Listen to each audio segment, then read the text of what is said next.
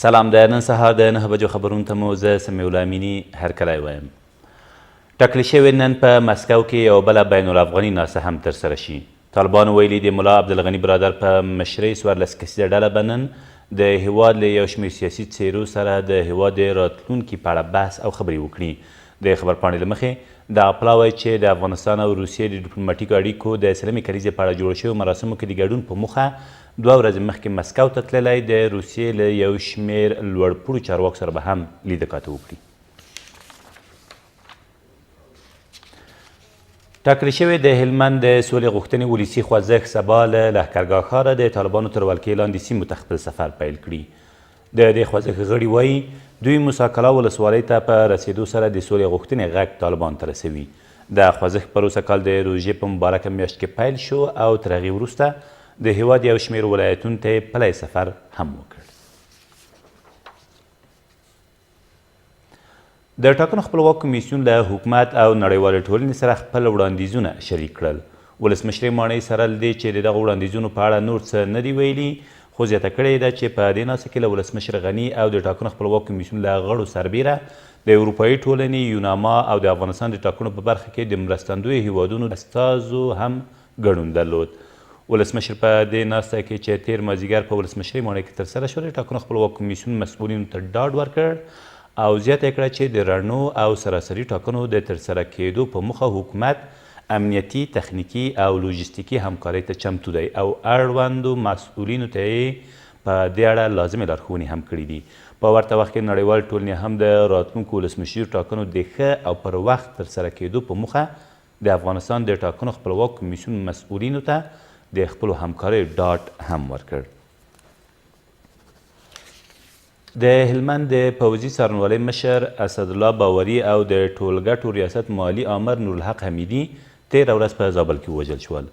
د دغه ولایت والي وایي یاد کسان تېر مازدیګر د زابل په شاجوی ولسوالۍ کې د دولت د وسلوالو مخالفینو له لوري وژل شوي دي. ویل کېږي په دې پیښې کې د هلمند د پوځي څارنوالۍ مشر یو ساتونکی هم وژل شوی دی.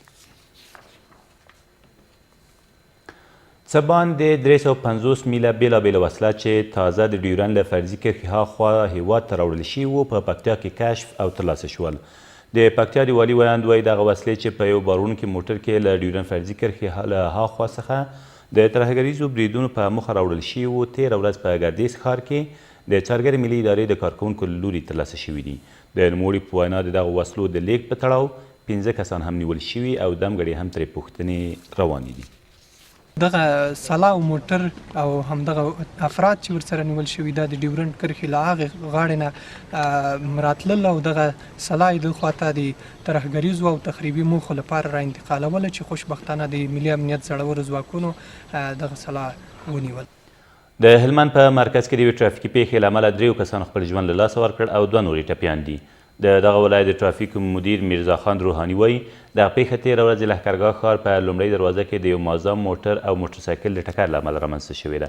د نوموړي په وینا وژل شوي کسان یو ماشوم، یوه میرمن او یو نارینه دي چې ټول د یوې کورنۍ غړي دي.